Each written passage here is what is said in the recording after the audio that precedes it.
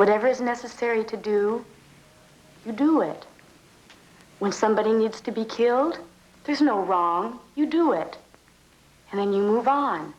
And you pick up a child, and you move him to the desert. You pick up as many children as you can. And you kill whoever gets in your way. This is us.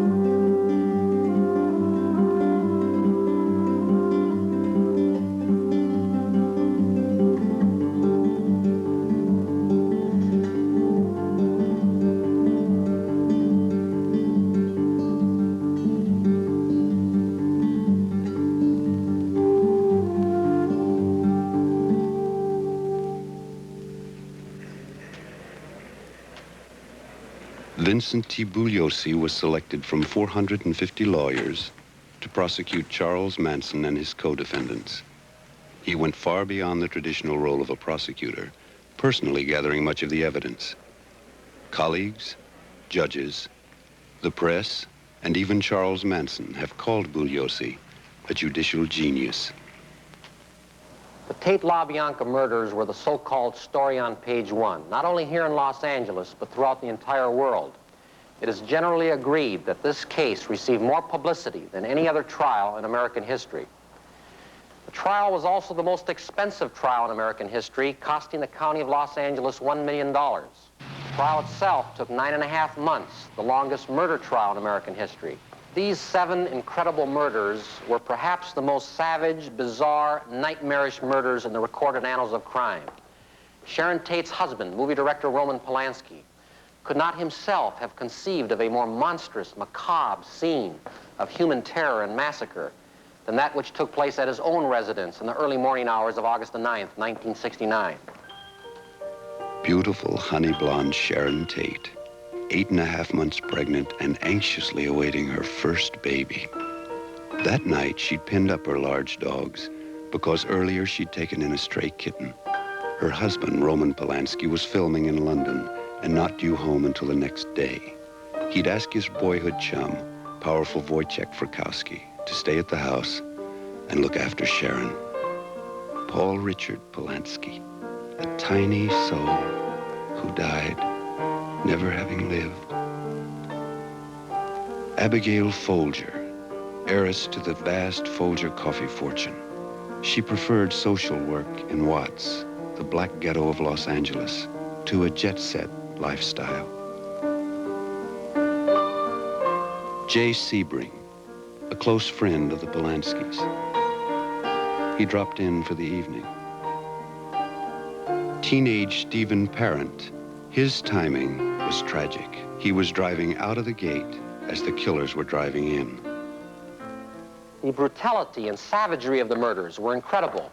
There was a total of 169 stab wounds, 7 gunshot wounds. Susan Atkins, alias Sadie. Her glee club remembers her as a shy, sensitive girl.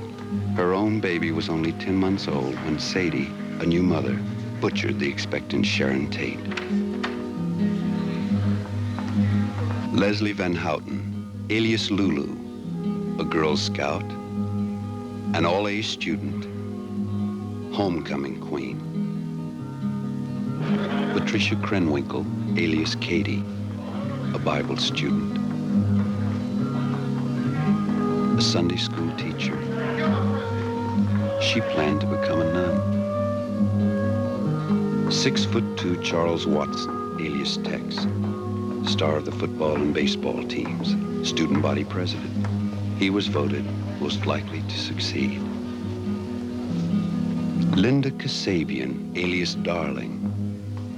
She drove the killers to the Tate house and witnessed the massacre. Then on the following night, drove the killers to the LaBianca home. 5 months later, Linda Darling Kasabian turned state's evidence and got away with murder. To make the murders even more bizarre, the killers printed the word pig in Sharon Tate's blood on the outside of the front door of the Tate residence, and the words helter-skelter in Lino LaBianca's blood on the refrigerator door. They also printed the words death to pigs and rise in Lino's blood on the living room wall of the LaBianca residence. They also carved the word war on Lino's stomach. Wealthy Lino and Rosemary LaBianca were reading the newspaper account of the terrifying slaughter at the Tate home when the same killers struck again. 6 killers, not just 1, but 6, were involved in the conspiracy and perpetration of these 7 murders.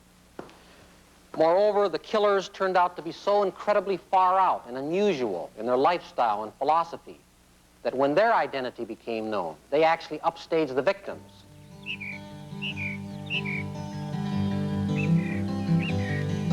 In the pre-dawn hours of August 11th, 1969, following 2 nights of murder, Charles Manson was under police surveillance at the Spahn Movie Ranch, nestled in the hidden hills above the Santa Susana Pass.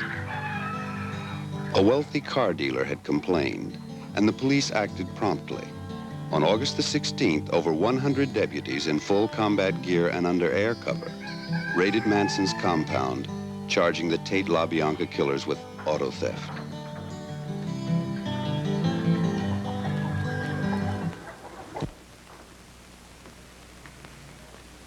Charlie has all the fear. Everybody has given their fear to Charlie.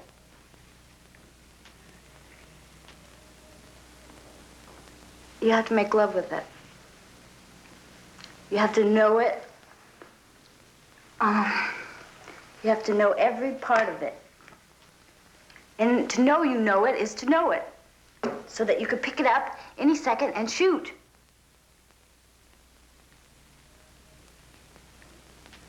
Everybody is afraid of death. And that's what's holding things up. Nobody is content right now with the world they've created, yet their minds are all locked by a fear of death. Aren't you worried about the police? If you want it, here it is. Come and get it. But you better hurry, because it won't be here long, you motherfuckers. In the 9-month period preceding the Tate-LaBianca massacres, there were many others seemingly unrelated murders, one of which was the bloody torture killing of musician Gary Hinman. His small house in Topanga Canyon had been a haven for homeless hippies, one of whom was handsome Robert Beausoleil, alias Cupid, introverted, religious, a devoted son. On Manson's orders, Beausoleil slaughtered his buddy, Gary Hinman. Charlie and Bruce Davis drove Sadie and Mary Bruner, Bobby Beausoleil, up to Gary's house. He told Charlie, take your people and get out of here. And Charlie took a machete and sliced off Gary's ear. So Sadie sewed his ear back on with some dental floss. But still, Gary wouldn't give up the money, so they kept stabbing him and torturing him for 2 days. So Charlie said, well, you know what to do, kill him.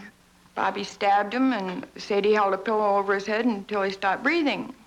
In my opinion, no one could have done what Charles Manson did without having a very powerful personality. On November 12, 1934, an unwed teenager, Kathleen Maddox, gave birth to a premature baby at the county hospital in Cincinnati, Ohio. Father, unknown. She named him Charles Maddox Manson, later also known as Jesus Christ. Shortly after, the teenage mother was jailed for prostitution, and young Charlie became a throwaway child. He was bounced from foster homes to juvenile institutions to boys' towns to reform schools to federal reformatories to county jails to state prisons to federal penitentiaries, and finally to San Quentin, cell 13, death row. By the time he was 37, the 5'3" Manson had a rap sheet boasting 50 convictions. Hello. In these institutions, he learned the arts of thievery, larceny, blackmail, forgery, pimping, and murder. And the straight-A student surpassed his teachers.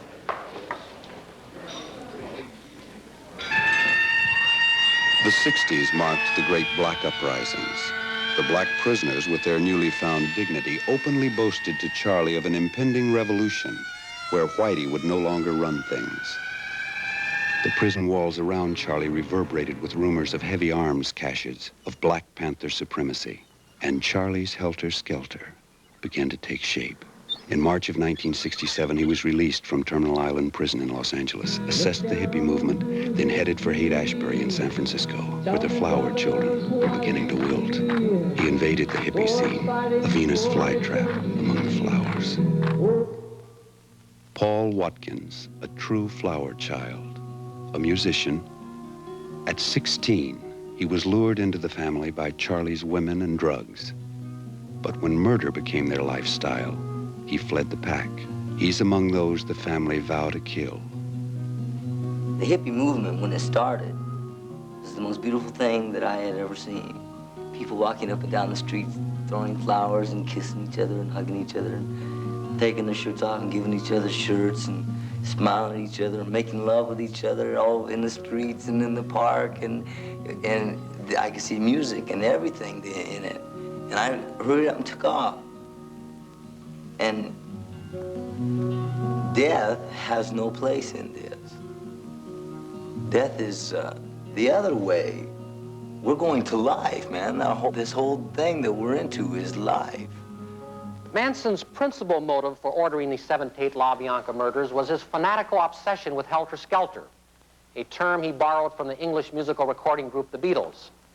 Manson was an avid follower of the Beatles and believed that they were prophets speaking to him through the lyrics of their songs.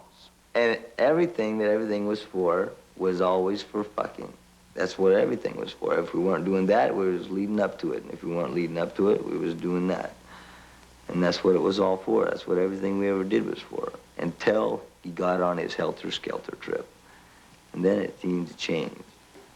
What Manson was seeking to do by these murders was to ignite helter-skelter, that is, start the black-white war by making it look like black people had murdered these 7 Caucasian victims. In his warped mind, he thought this would cause the white community to turn against the black community and ultimately lead to a black-white civil war, a war which Manson foresaw the black man as winning. Manson envisioned that black people, once they destroyed the white race and assumed the reins of power, would be unable to handle the reins of power because of inexperience, and would therefore have to turn over the reins to those white people who had survived helter-skelter.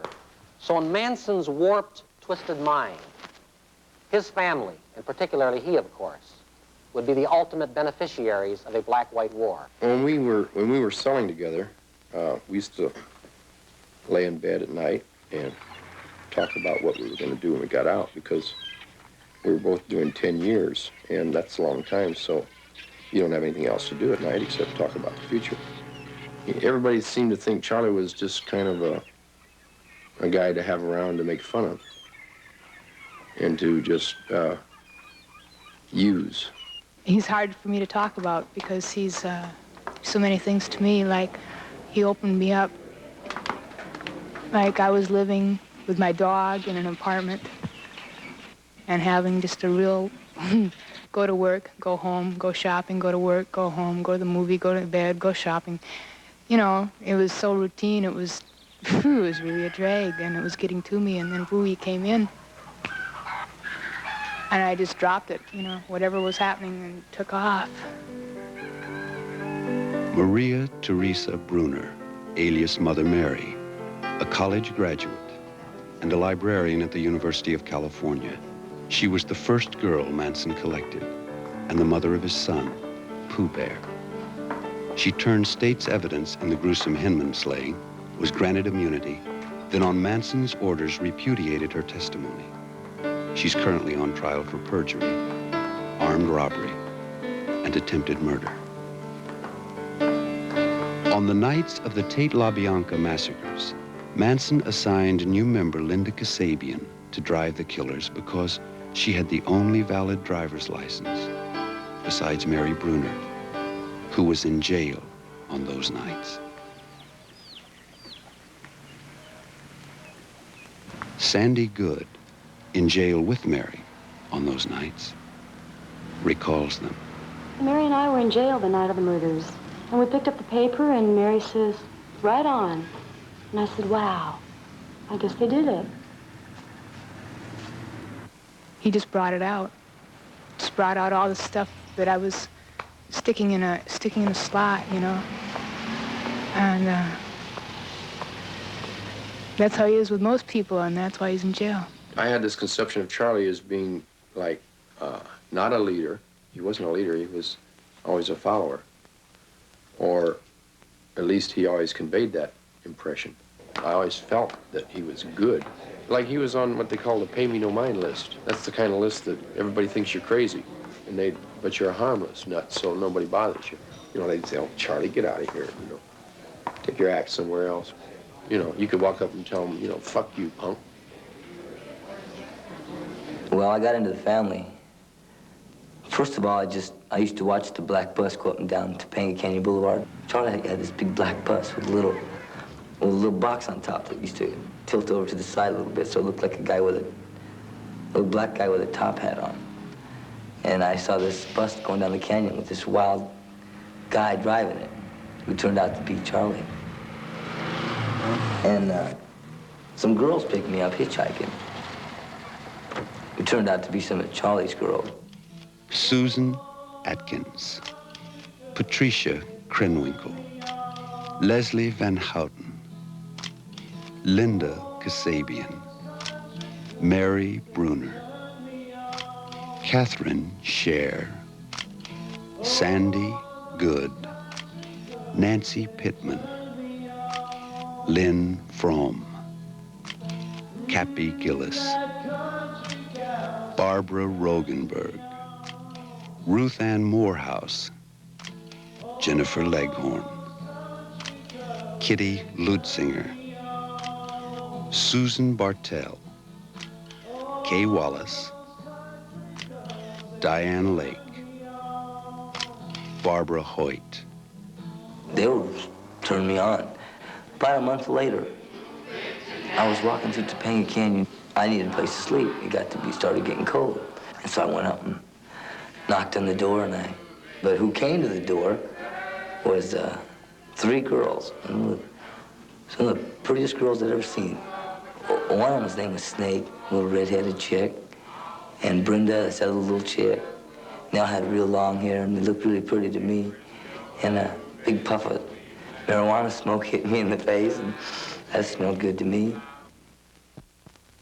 I was at Dennis Wilson's house, which really It astounded me at that time because I'd never seen a place like that. It was like a mansion. Brooks Poston, Jungle around it. a musician who succumbed to I thought it Manson. was the sundown. Charlie ordered him to die, Through the tree, the sky and to was please red. Charlie, he tried to kill himself.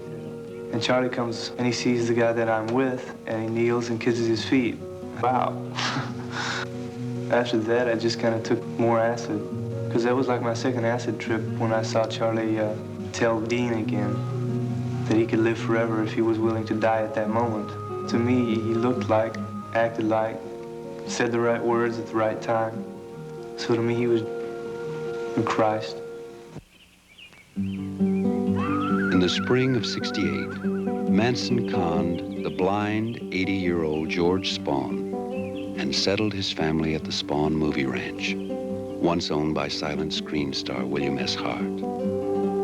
They lived in the ramshackled, broken-down movie sets, panhandled, hustled, stole, shoveled manure, and ate garbage. But the obvious discomforts of life with Charlie were far more desirable to these runaways than their parents' comfortable homes. Happiness is yours.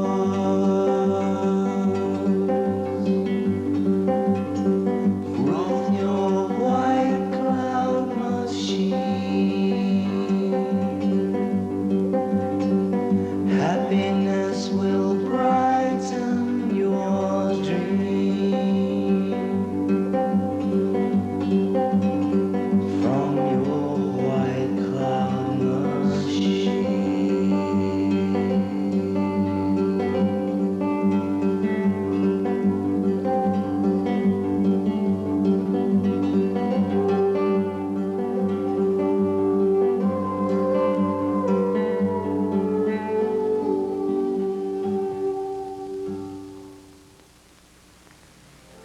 At 16, beautiful Nancy Pittman, alias Brenda, ran away and joined the family. Brenda said, "I left home because there was nothing to keep me there. It wasn't a family.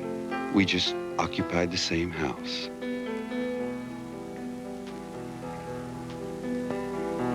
The first day I went on a garbage run, Charlie said, take some clean clothes because you'll get dirty in the can, and go do a garbage run. And I went down to the market. I hopped in the can, and it was a lot of fun. I just went through it and got all dirty and everything, and went through and picked just the very best of everything, and took it and cleaned it and took the skins off and cut any spots out.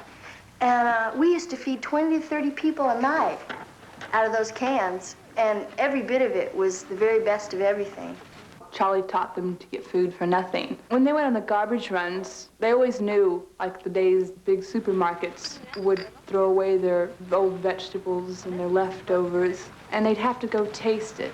No matter what it was, garbage or food, clothing, they made a habit of stealing it or finding it. Sometimes Sadie or one of the girls had to go to bed with one of the managers so they could have an okay to get the garbage. We picked through it, and we picked all the ones that didn't have any bruises on them or anything like that. We took them out.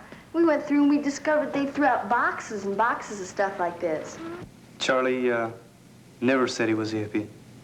He always poked fun at the hippies, because the hippies, to him, were asking for trouble because they looked too much different. He always told us that we were slippies, and you know, he made us get haircuts, the guys, and dress in cowboy clothes when we were at Spahn's. If you didn't like Charlie, why did you stay with him? You know, Charlie wasn't always the vicious, mean person. No, he got some of George's cars running. He brought George an old Studebaker once, fixed up some trucks, made sure the ranch had food. What did you do at the ranch? Worked for George from about 6, maybe 7 o'clock in the morning till sundown, up at the front part of the ranch. If I didn't have a place to stay. Why did Spahn let Charlie take over the ranch? George pretty much liked the girls. The girls were there constantly.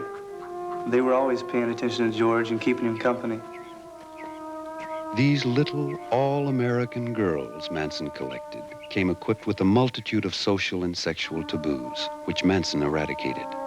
Grateful, the girls worked slavishly for him, doing the same menial chores they hated at home. They sewed fanatically and embroidered Charlie's ceremonial vest which became as infamous as the family.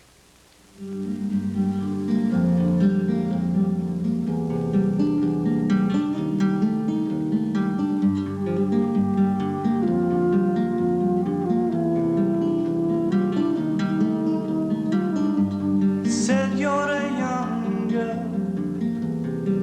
and you don't know right from wrong.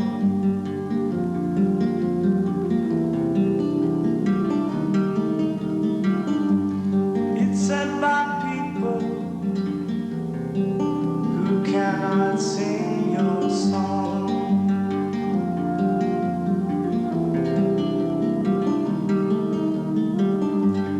You let them work their magic, but remain within yourself strong.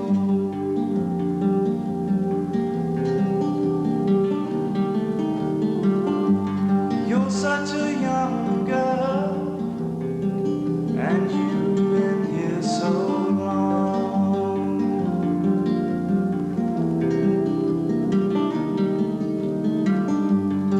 You know what you feel, but you don't say what you see.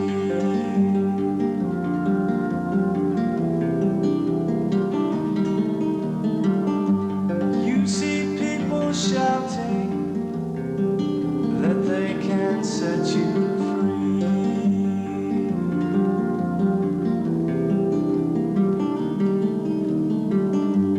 You know it's that change they're seeing, and you let them be.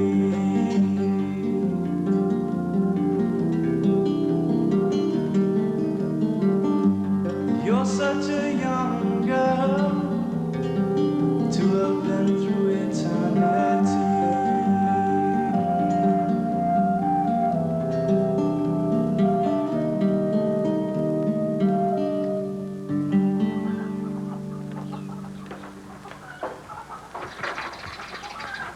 This is Charles' vest. We've watched him look at it and feel it and wear it. And he's the only one that can wear it. It's about 4 or 5 years of almost continuous stitching. It's our story. There's about 15 girls that worked on that vest. At the time that we all shaved our heads, we cut it first, and we cut off all the locks and wove them together and sewed them onto a collar. Sue's hair's on it, my hair's on it, Sadie's is on there, Leslie's and Katie's, Mary's and Capistrano. Bordering on the cannibalistic, they recorded on the vest their customs, ceremonies, killings, and the numerous births. All babies were delivered by the family because doctors were barred by Manson. He said, doctors are only good for curing the clap. The way they deliver babies in hospitals, the only way it's handy for is for the doctor. Because the mother is in a bad position for herself, and the child is in a bad position, he has to struggle too much to get out. When I had my baby, I was sitting up, and he fell out, and he came out backwards, and he came out perfect, plop, and someone caught him. She just came in, she was out riding a horse, and she came in and said, I'm gonna have my baby now. There wasn't any need for all the things that the doctors have invented in the last 100 to 200 years, when women were having babies for 1,000,000 years, or ever how many there have been. And the contractions got very close, and the girls all picked her up and suspended her in the air. It's beautiful. It's a beautiful experience when you can lay back or sit up or do whatever and have your own kid. Charlie got more and more nervous, and he took a razor blade and he slid a little hole there where it'd be a bigger hole for him to come out of. And it was a family affair. It was party. On one of the contractions, he just blooped out. Well, after he came out, Snake reached over and bit off the umbilical cord, took a guitar string and tied it so it wouldn't bleed all over the place. And babies became an obsession with the family. Manson ordered the girls to get pregnant, and the guys obliged. These children were denied nothing. They smoked pot, dropped acid, and participated in the family orgies.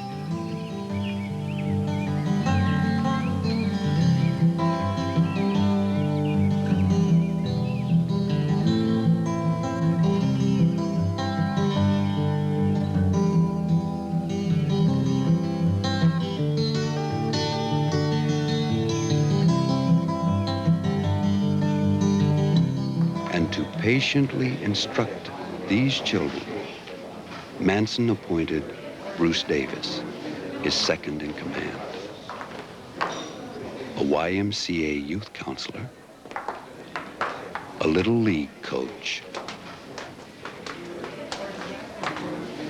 a convicted double murderer. It's only a game we play, question answer. To have something to do, to cause an effect, to make a change, to make something go.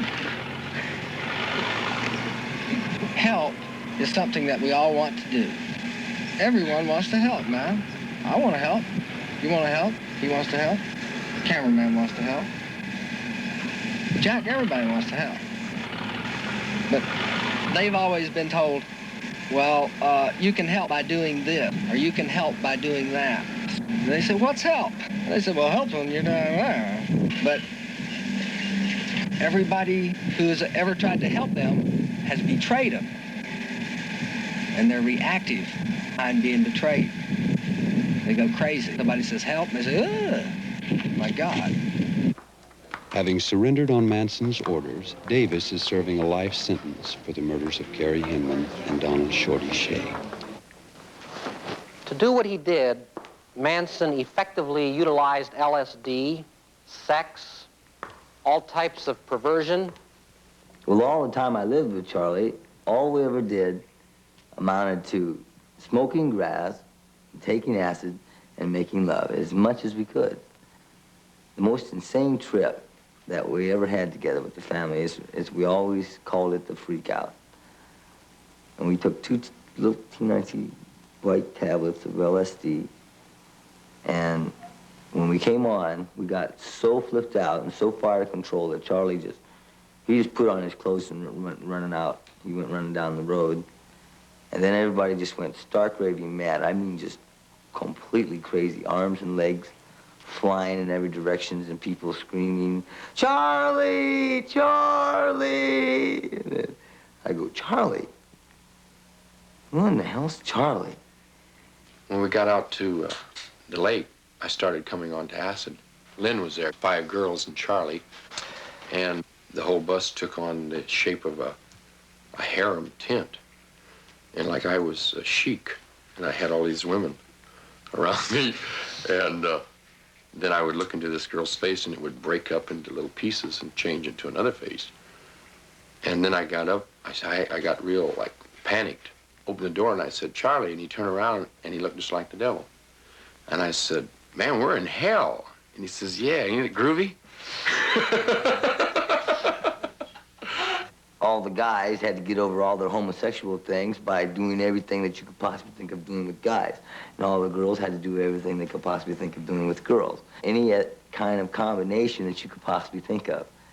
And all the virgins had to be fucked right off the bat, in super ways, and they would just completely flip out. When Sherry came with the family, she was virgin and she was scared. She was scared stiff.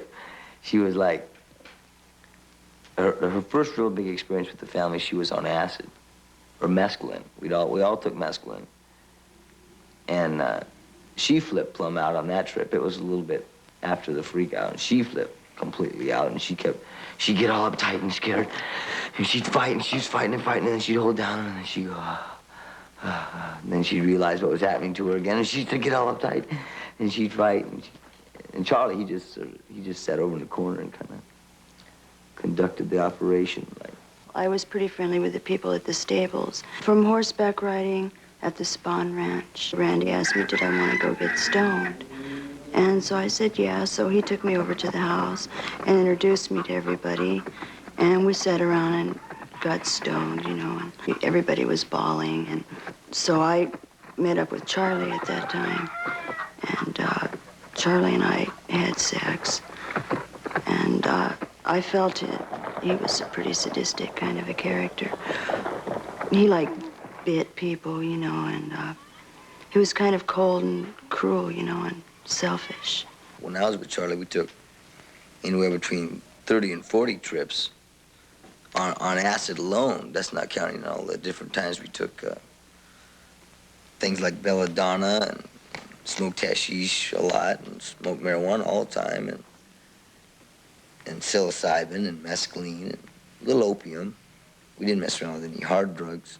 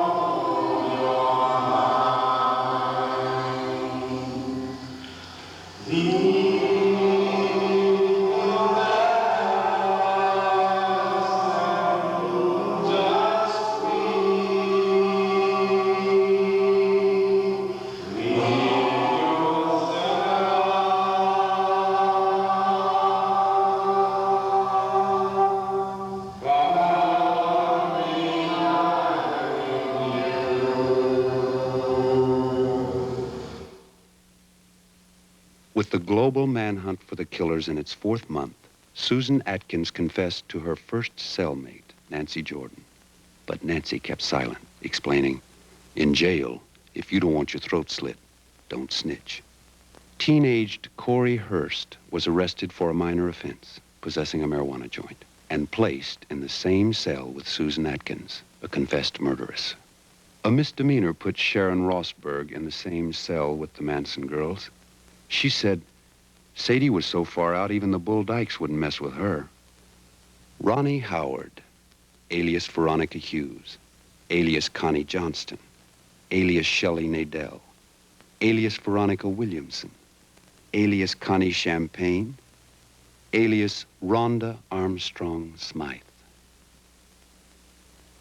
Ladies and gentlemen, because I, Ronnie Howard, broke the Tate and LaBianca case and prevented no telling how many more murders, I've been shot at, assaulted, harassed, beaten, threatened, and it's very likely and very possible that by the time you see this picture, that I may be dead.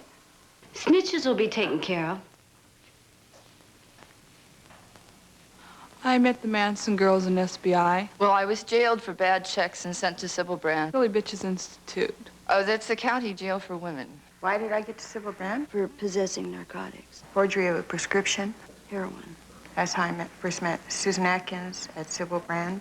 She slept in the bed next to me. Well, it's full of the ugliest people you've ever seen in your life. I mean, everywhere you look, there are these ugly, depressing people walking around.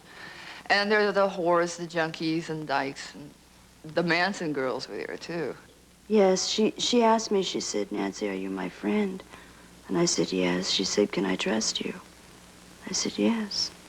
Well, the pretty girls get bailed out by their pimps or boyfriends or lovers or something pretty fast, but like the ugly broads just stay there forever. We mostly rapped, you know, about old times, you know, and things that were happening. And one night, I guess she couldn't sleep. She came and she woke me up. And she sat down by my bed and she began to tell me about the Sharon Tate murders. She was in jail on the Hinman murder at that time, but they didn't know anything about the Tate or LaBianca's or any other murders. She told me that she killed Sharon. I didn't believe her at first. She said that Sharon was crying, you know, and begging. And she'd talk about how she'd stabbed the plastic-faced mannequins, which is what she'd called Abigail Folger and Sharon Tate. Every time she screamed, she'd stab her again, and she just kept stabbing her until she stopped screaming. And she said that Sharon would plead for the life of her baby, but the whining had got on her nerves, and that she kept stabbing her in the stomach, but she had a hard time because Sharon was trying to protect her stomach with her hands. And she told me that to stab somebody is better than having a climax. To stab somebody is a sexual release in itself anyway, because the whole world is one big intercourse and everything in life is in and out, whether it's smoking, eating. Charlie said the whole universe is one great big fuck. Everything. He said it was everything. Susan told me one time about this fellow that was going to kill himself anyway, but he wanted to do it while balling Susan. Charlie said die to him just as much as he did to everyone else. Since he was going to kill himself anyway, she thought it would be a groovy experience. So he had the gun in his hand, and he and Sadie were bawling, and he told her, he said, now, when you start to reach your climax, tell me when. That's this Christopher Jesus that you talk about. As soon as she started reaching her climax, she told him, okay, now.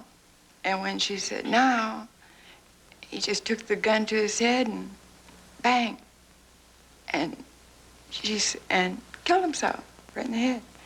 And she said it was really groovy because, especially, she said, when she sucked the blood from his mouth, you know, because she was climaxing, and I guess he climaxed. That's what she told me, that a person climaxes when they die. And she said, but it was really groovy. She sucked the blood from his mouth, and it was warm, and she said it was just too much, that I should try it sometime. They think it's right to murder. They want to murder. Look at all the people, and they get a kick out of it, a sexual kick out of it, the whole thing. I think it's sick. I mean, I don't know. But she said they wanted to do it, something to really shock the world. They wanted to take their eyeballs out and squish them against the walls and really make it gruesome. They were glad that these people were celebrities. But she said the bigger things are yet to come. And they wanted to really make it gruesome then. I showed her this picture of Elizabeth Taylor, and I was telling her how beautiful she looked, and she said that she deserves to die. Sadie thought she was really pretty, but she had to destroy her looks to bring out the real beauty in her. She was going to poke out her eyes and take a knife and get it real red hot and put it on the side of her face and burn her. Sadie liked Tom Jones. Sexually, but they didn't like him really because, like, he was famous, he had political influence, as where Charles Manson didn't, and they thought he should because they thought he was a great singer, better than Tom Jones. She was going to make him make love to her right in the midst of the climax. While he was making love to her, she wanted to stab him. She wanted to see the look on his face. She said, wow, it'd really be something to see. You probably would. They didn't like Sinatra. They were going to hang him up by a meat hook and then skin him alive while playing his own music, and then make purses and sell them to a hippie shop so everyone could have a piece of Frank Sinatra. She was trying to boast to me about how much acid had enhanced her knowledge. But if it was taken with something like belladonna, which is what I had heard they use, belladonna makes you completely insane. You can't tell reality from a hallucination. I took it once, but it's horrible. Oh, you lose your mind like you have no control. I figured it like this sex trip burned out, you know, like their orgies and things. I think like they weren't getting all the enjoyment out of it like they used to, you know. You know, I just couldn't figure out anybody telling anybody about it, you know. That's the quickest way to get caught. Despite Sadie's confession and the subsequent arrest of Manson and the three girls, family life at the Spahn movie ranch continued undisturbed. However, they withdrew into their music and rituals. Where the eagle flies, we will lie under the sun. Where the eagle flies, we will die to be one. Where the sun burns bright, we will soar into the sky. Never ask why, love never dies. Love never dies.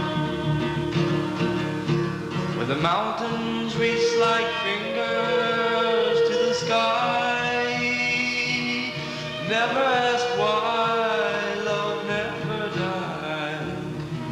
Love never died.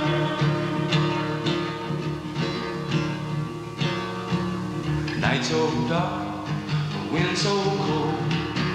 Those fires burning, you can't grow old. Just a playing with a poison one, sunning yourself with the devil's son.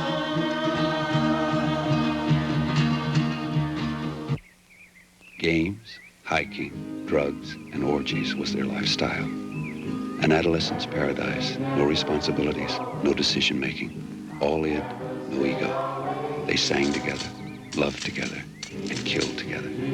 Togetherness. Why, Shorty Shay's decapitation was a family project. Some tortured, some butchered, and some buried the pieces. And the establishment smugly dismisses the Mansons as an oddball phenomenon. These kids came from our own schools, our own neighborhoods, our own homes. By the time the Sadies, and the Katies, and the Leslies had reached the age of 14, they'd witnessed over 14,000 killings on television. We are what you have made us. We were brought up on your TV. We were brought up watching Gunsmoke, Have Gun Will Travel, FBI, Combat. Combat was my favorite show. I never missed Combat. I always watched Combat because the guy that was the lead in Combat was my hero. You know, he was a big, strong dude, and he shot 40 or 50 people in each show, but he was still the hero. You know, he was still the beautiful dude that was doing it for some kind of cause, which they never told us. And I'd wake up every morning, you know, early in the morning before anybody was up, and I'd turn on the cartoons. And I'd watch 40 or 50 or 60 minutes of people shooting people. They'd make it exciting, you know, they'd be on stagecoaches or with whips or whatever, you know, Snidely Whiplash, and they'd make them, you know, characters that would catch the kids' attention. And this guy you were looking to for, you know, entertainment or whatever you want to call it, was killing all through the show. Every show we ever watched was all killing. All those old-time gangster movies where, you know, it was all exciting. They were in the cars with the low hats on, and they were cruising, and they were shooting out the windows, or, you know, it was all exciting. And we are what you made us. Exactly. So what's the big deal? 5 or 6 people get killed, and you all freak out and put it on us, and we're just reflecting you back at yourselves. Charlie is you. He reflects you. He's a your mirror. reflection. If you're guilty, then he reflects guilt back at you. Because we're all guilty of the whole thing. Manson has frequently said that he is merely a reflection of what other people want to see in him. If a new girl joining the family were seeking a Christ figure, he would be her Christ. I've been laying up here paying for your sins for 2,000 years.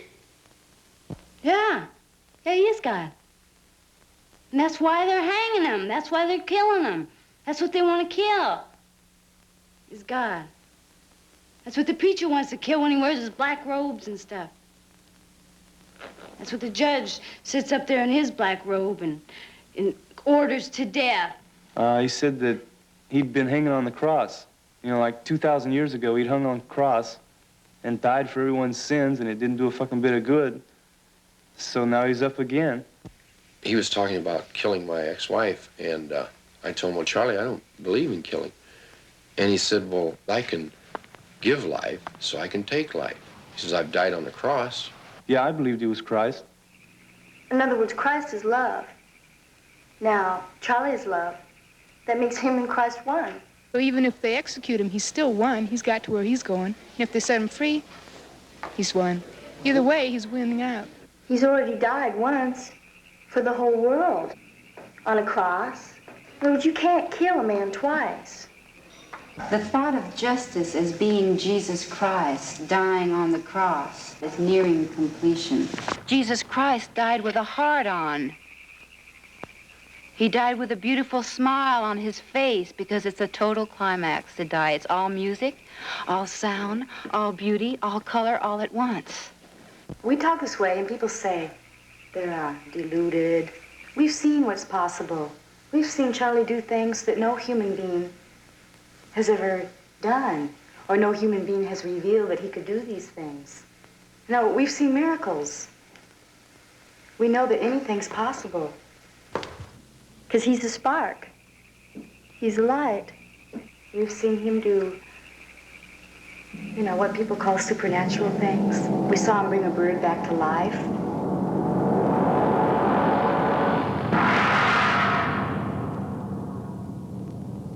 Charlie, like, the idea of what Charlie was scared the shit out of me. This was Charlie's trip. He bred fear in people, always talking about anything that you might be afraid of, if it's some sort of sex or if it's some sort of physical harm or if it's some sort of thought.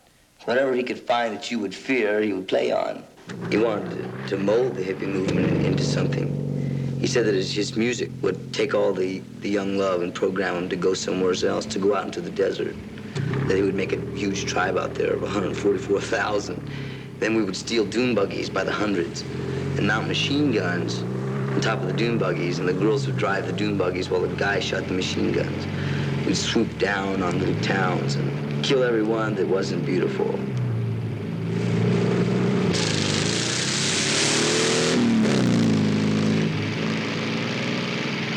The revolution is waiting for a spark. Everybody's ready. Everybody's got their guns together. Most people do, and anybody who doesn't should. And everybody's waiting for a spark. Everybody's waiting for somebody. For a third-grade dropout, Manson was surprisingly knowledgeable about world revolutionaries. He fancied himself like Marx, Lenin, Trotsky, and Stalin, as illustrated by this family-made collection. However, he patterned himself after Hitler, teaching Nazi philosophy to his family and planning his revolution. There are a startling number of similarities between Manson and Hitler. Manson, like Hitler, has some other aspect to his personality, some frightening and tangible power and quality about him that no one has yet been able to discover. So when Charlie gets out, it's on. The revolution is on. Wealthy debutante Sandy Good had earned her BA and was halfway through her master's when she met Manson. In and out of jail frequently, she remains fiercely and dangerously loyal to Manson and his revolution. She stated, "The establishment won't let us live until we learn how to die." And if you're not dead now, you better be dead. It'll be the worst hell on earth. It'll make Nazi Germany look like a picnic. And they know what's going to happen. They know. Lynn Frome, alias Squeaky, a typical suburbia USA child raised on kites, roller skates, and dancing lessons. She majored in psychology and aspired to be a social worker. She was the second girl Charlie collected, and his favorite. Squeaky says, every girl should have a daddy, just like Charlie. You have to take whatever comes to you. You have to be ready right now, right here, right now. It's just like that. And that's exactly where we're at all the time. And one time, Charlie decided what it amounted to for me to go through my changes was that I had to die. Squeaky's coming up and she's telling me that her love wouldn't think anything about eliminating me. And love is infinitely strong and infinitely mad. It's erratic and crazy, crazy. It's soul. That's what soul is. It's this guy. Because it don't take much, and we're right animal. And as ferocious as we need to be, as electric, as snaky, just like this guy, as quick. We are animals. We are. All right, this is beautiful. Okay, we'll be able to, you have to have this thing to where it just slides right out with your own motion. And you have to know every bit of it. You have to know it from the point all the way down to the handle, which feels good in your hand, which is comfortable. You know, sitting on the corner, we can't take out these knives all the time. Crisp in the dark. Death was Charlie's trip. Charlie said that everything was death, and that death was life, and that death was all, and that death was this, and that death was that, and that death, die, motherfucker, die. Everything was death. Whenever we need to, we do. We respond. We respond with our knives. We respond with whatever we have. It feels good. It feels good to be ready to face death and love it. Like Death Valley? is not what people picture it to be at all. All they've heard about is a real hot, low valley that no one can live in. You know, just the name itself is death. Catherine Scher, whom Manson named Gypsy because of her wild, tempestuous nature.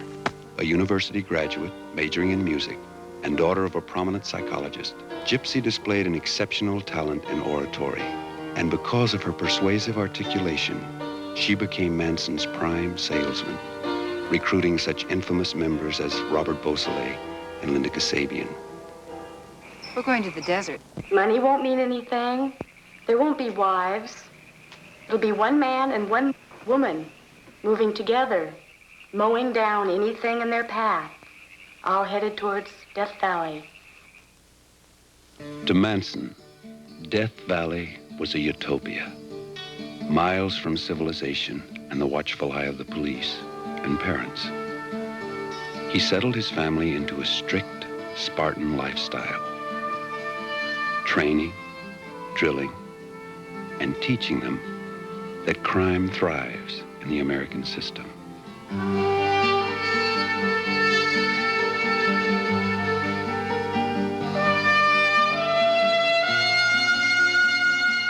However, if not for the resourceful Don Ward, deputy sheriff of Inyo County, who tracked them down and flushed them out of the caves and canyons, the family would still be at large. Manson attempted to murder the sheriff twice. Charlie did control most of these people. People in the family that I've talked to were definitely under his control. Through suggestion, through mysticism, hypnosis, if you want to call it. I think there's a lot of people involved in that family that probably would not be capable of murder without Charlie. Brooks had told me that Charlie had told him that if he was going to stay in the family, that he wanted him to go to Shoshone and kill the sheriff. Given enough time, I think he's like anybody else in the family. He may have done it. If I had still been in the family and hadn't gotten out, I'd be in jail now for murder. Considering all the changes that we went through with Charlie, and the fact that we both gave ourselves up completely for Charlie. I mean, we did anything, gave up our thoughts, our bodies, our whole lives. I went out and stole cars for him. I went out and go out and get girls for him. Went out and got dope for him. I'd do anything and just got completely entrenched in his world. And looking at that, it's really beautiful that we're so free and alive now.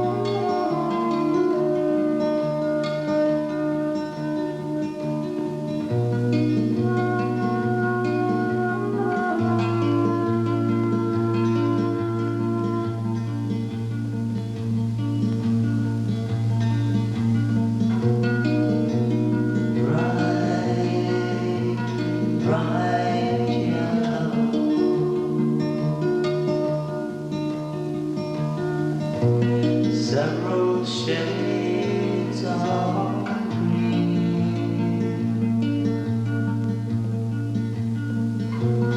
green, crimson flowers,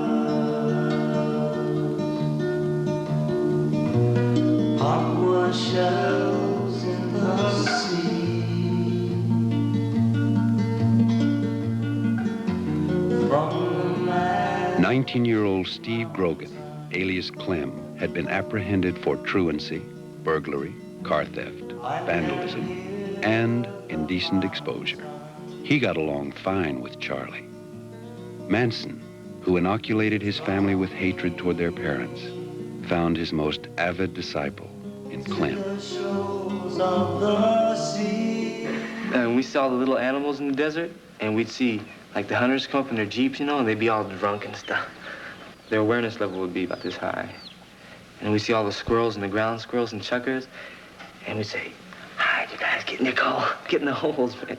Because the beasts are coming down the road.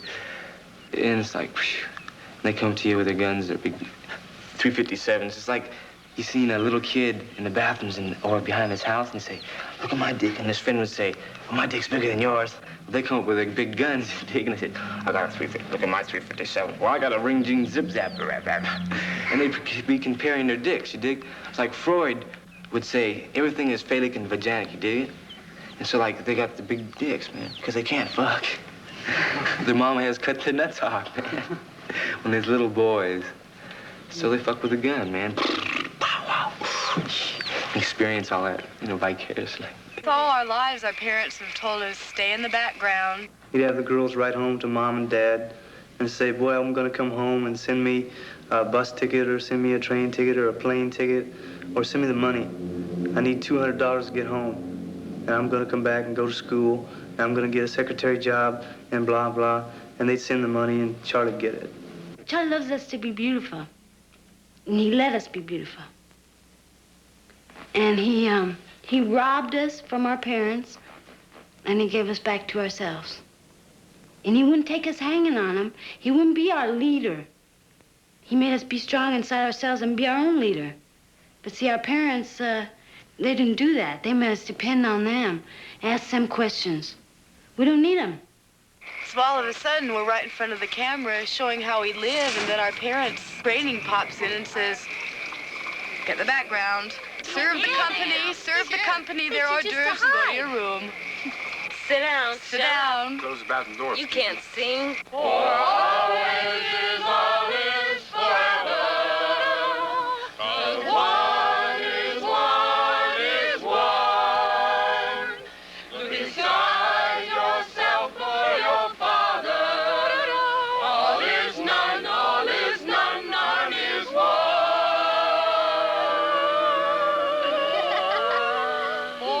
If you're too bright, then they can't take it. They can't take you being too bright, because they want to be bright.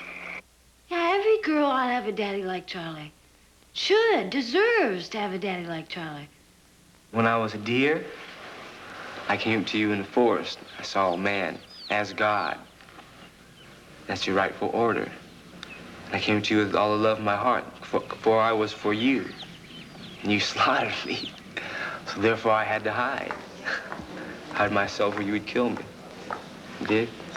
That's why the kids hide, man.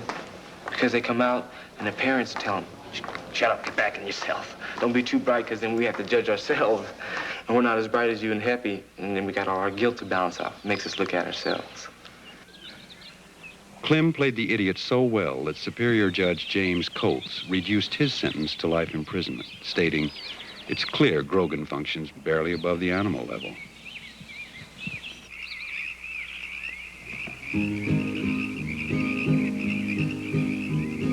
Never say never to always. Never say always tonight. Seem is to dream a dream I like. 'Cause one is one is one. For always is always forever. 'Cause one is one is Well, one. Charlie was trying to take over this religious organization called the Fountain of the World. And Shorty had lived at the Fountain of the World, and so he knew what Charlie was doing with the fountain. Charlie wanted to use the fountain as a base of headquarters to go out and kidnap kids, bring them there, tune them in, or program them, or take them out to the desert. He said he had to kill Shorty. He had to have Clem chop his head off. He said that Shorty wouldn't die until he chopped his head off. He said they just kept stabbing him and stabbing him and stabbing him and stabbing him, and he just wouldn't die. He had blood up to his arms, and he kept saying, "Why, Steve, why?" That's Clem's name. And Clem said he didn't pay any attention to him. He just kept stabbing, and then Charlie told him to cut his head off. So he got a machete and whacked his head off. His head went bloop, bloop, bloop, and rolled over to the side. And Clem will be eligible for parole in 7 years.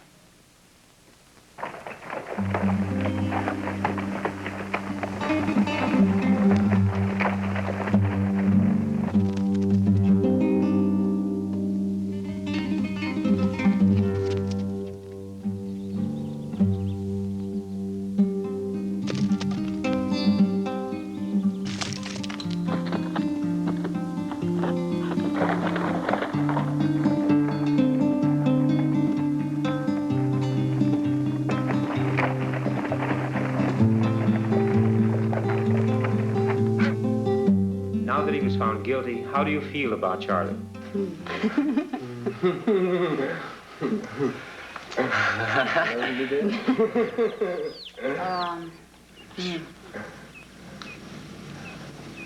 All the love I have. If they ever laid a finger on Charlie, well, they'll have to contend with us. If we were unarmed, we would chew their necks off. Anything, claw their eyes out. And they know it. Because we haven't hid it. We have made no secret of our feelings. I can't conceive, I won't conceive of the state executing Charlie. No, I can't either. I can see him being free. They're willing to be in there for everybody. They know they're in there for everybody, you know. And the whole jail's together over them. Every girl in there loves them, just loves them like crazy. We were scared of him. Besides, nobody likes a baby killer. Not in jail, anyway. Maybe we'll all have to go in to get out. Maybe all of us will just go in, knock on the door and say, me. Sadie's an open hole. She's very open. She's given up completely, you know, to, you know, whatever. You know, like she sees the gas chamber facing her, but, you know, she don't care. And that's what people can't understand, that she don't care. She's giving up her life for all the young people to be free. How about Mary Bruner? She felt she was getting out, you know. She's just out for a while. I mean, we're all in jail, you know. So she's out for a while and it feels nice, you know. But she knows she's still in jail. As long as Bobby's in jail, she's in jail, you know. As long as any one of us is in jail, we're all in jail, you know. I'm just walking around out here, but I'm in there. I'm in there with all those people. I'm in there with every young person that should be free. And I'm in the Hall of Justice with Charlie. And I'm in death row with Bobby. Because you might see different bodies, but we're all one mind, one spirit. And wherever we are, none of us will be free until every single one of us is out, you know. And I might as well just be in jail. If I thought I could do better in jail, I'd just walk right in right now. The truth has not been in your courtrooms. Never has been in your courtrooms. All you have is confusion in your courtroom. Why do I have to stand and take the blame for your sins again? I spent my life in jail, paying for you, so that you could ride your bicycles, have your birthday parties, have what you'd call a life. You know, I never had a life. I don't even know what life is, you know. I go to the desert. I'm not even allowed to live in your desert. I'm no good for anything except to be used as your scapegoat. I'm used every day of my life. I've been used. When I haven't been used and I have been on the street, I've been chased, run, harassed, pushed, kicked. My ribs have been broken, you know. The same man that gives you a traffic ticket is the same guy that knocks my brains out. He figures just because he is the man, he can get away with it because nobody's going to say anything. My daddy's not a congressman, a doctor, or a lawyer. He was in jail for about 23 years in an incubator. He was just born into this world about 4 years ago. He's not in there because he has to be. He doesn't have to be in the Hall of Justice. No one is keeping him at the Hall of Justice. No one is keeping him in that court. If he wanted to, he could be sneaky enough to walk out of that jail. Do you, don't you, want me to make you? It's coming down fast, but don't let it break you. Tell me the answer. You may be a lover, but you ain't no dancer. Look out, helter skelter. Helter skelter. He's been in jail every 3 weeks since he's been out of jail, and that's why we were hiding for so long. Now, throwing us in jail is nothing. We'll die for each other before you can separate us. I'm ready to die for Charlie. He's ready to die for me. He has died for me. It's like those girls in the corner have got more faith than this whole country's got. Perhaps because of the massive press and news coverage, Manson quickly became a martyr to the youth. Young people were interviewed in major cities before, during, and after the trial. I think he's a great person. Yes, and I love him dearly. I think he's darling. I think he's okay myself. I don't think he did it. I think it was inspired by the devil. Well, I don't think he's right in what he did. I think he's cool. Oh, I think he's a cool dude. Carlos Manson es el producto de la sociedad americana. Es un loco, un maniático, un asesino, un anglosajón. Charles Manson? Il est complètement fou. Il est comme tous les Américains. These novelties and posters quickly flooded the head shops and sold out. In a bid for even more publicity, he carved an X on his forehead, shaved his head, then arrogantly altered the X into a blatant swastika. His robot-like family followed suit, and the hippie community, which had swallowed the Manson martyrdom, now vomited him up back to the establishment. However, the press and the news media obliged again with headline coverage. And while Charlie watched from his cell, his girls sat vigil on the corner below, and Broadway and Temple became the major tourist attraction in Los Angeles. Runaways gravitated to the corner, and Charlie's family grew. The family was so intent on breaking Manson out of jail that Gypsy, Dennis Rice, Kenneth Como, Laurence Bailey, and Mary Bruner allegedly attempted to rob a surplus gun shop in order to hijack a jumbo 747 and ransom the family on death row. The attempt culminated in a bloody shootout with the police. Over 200 guns were confiscated, and the raiders apprehended. From inside prison, an angry gypsy lashed out at the establishment. They've taken one man, and they put him in front of you, and they put him in the newspaper every day. It's something to focus on. It's something to look at. It's interesting. And they make him very, very, very exciting, a devil of every type and description, everyone's nightmares, everyone's boogeyman, so that you won't notice what's going on right around you. So you won't notice that war across the ocean. And you won't notice your brothers leaving every day and getting killed. And you won't notice the rioting that's happening in the streets or the bombing. They're focusing their attention on a scapegoat so that you can look and have all your hate towards that one awful man. And so you won't look at Nixon and what he's doing. And Nixon points his finger at Charles Manson, and he says, with his bloody finger, he says, that man's a murderer. Nixon is going one way. Manson is going the other, and both cannot live with each other. The motive for the murders was love of brother, because we knew we'd do anything to get Bobby out of jail. It was simply that Bobby had been arrested for the murder of Hinman, and the girls, to get him out of jail, decided to commit copycat killings with writing on the wall and the whole thing. You know, multiple stab wounds. And thereby letting the police to believe that the killer was still at large. Linda suggested the Tate house, because she had been there. And she got in the car and she drove to the Tate house. Here's what Katie said, Patricia Krenwinkel. The prosecutor was, you know, ranting and raving and said, why did you carve war on his chest? You know, didn't you feel remorse? And she says, no. She says, I wasn't thinking. The only thing that went through my mind is, here's one man who won't send his son to war. Tate-LaBianca. And then she put a fork in the stomach. Charlie ordered Tex, Sadie, Katie, and Linda to kill everybody in the Tate home. How come you, Squeaky, or Brenda didn't go? Well, Cap wanted to go, but there wasn't any room in the car. I was pregnant and I was sleeping. Yeah, I knew about it. But I didn't care one way or the other if I went or not. They, more or less asked for this type of experience. There's sadomasochist movies, Rosemary's Baby, Repulsion. These people were putting out a picture to be murdered. Over and over again. We all got up on the stand. The three girls confessed. And very straightforwardly, they laid down why and how they committed the murders. And we all got up and we said, you know, we knew. So it was a soul move. Nobody really talked about it. There's something, you know, it was really nothing to talk about. I remember Katie telling me about it, and I went through a change, and then I realized I had the baby.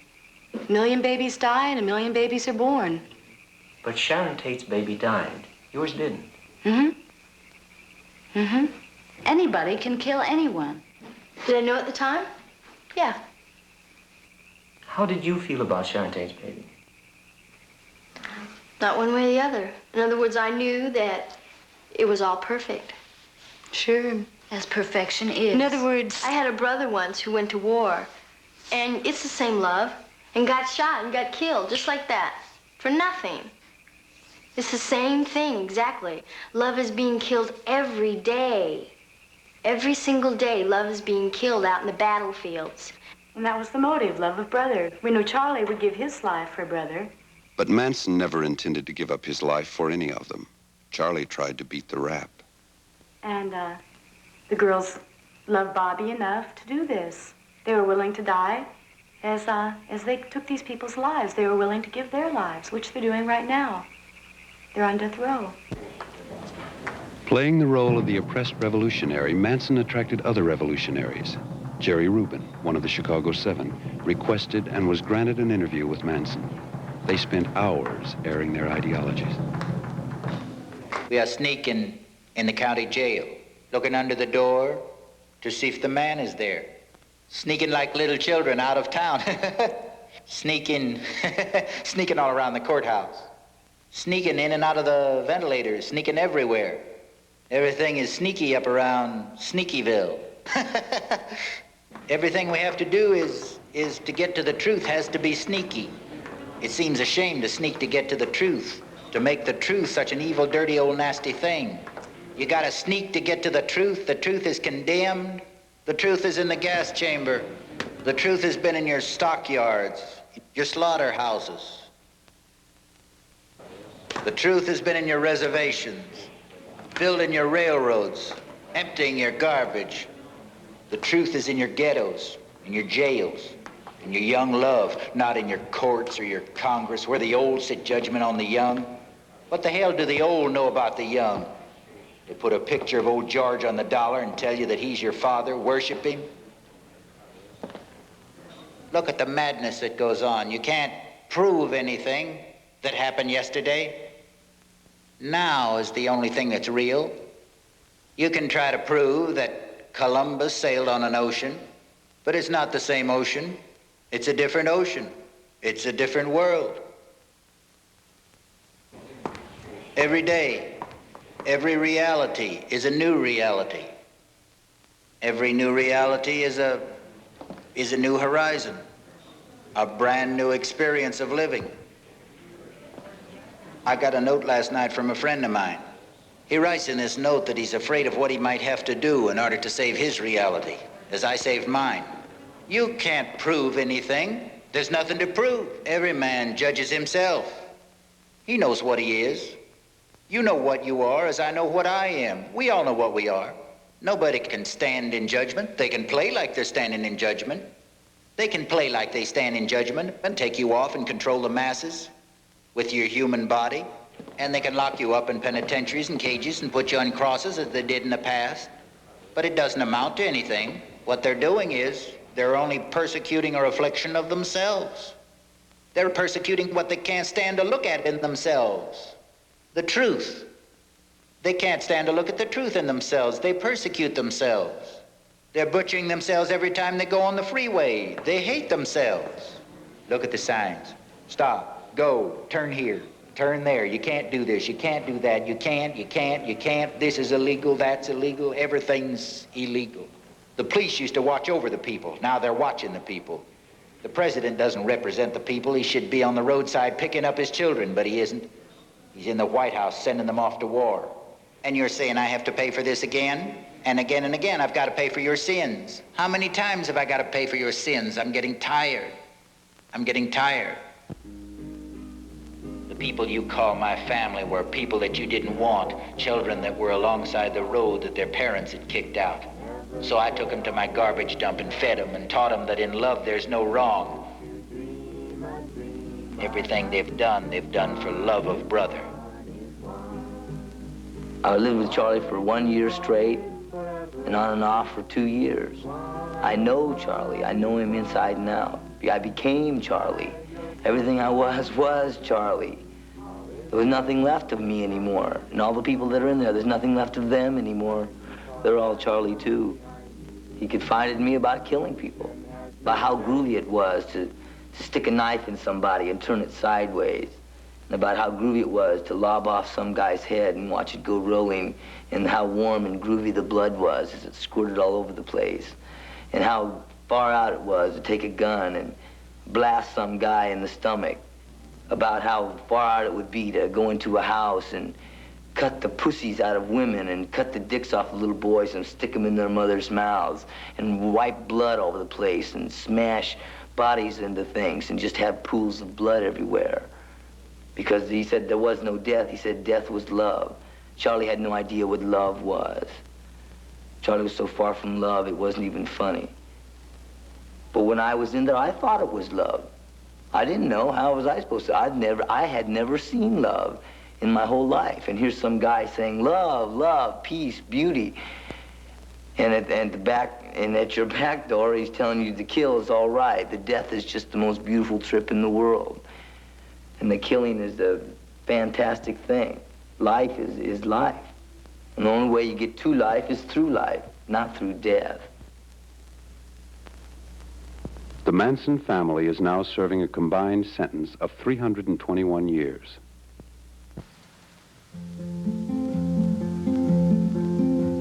Did you ever wonder what you're living for? And is there anything of which you are sure? Have you ever asked yourself, is there more? Are there other worlds to explore?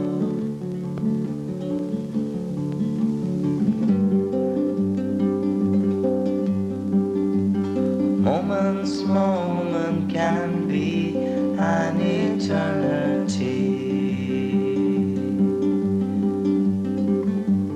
And all the while time has its flow.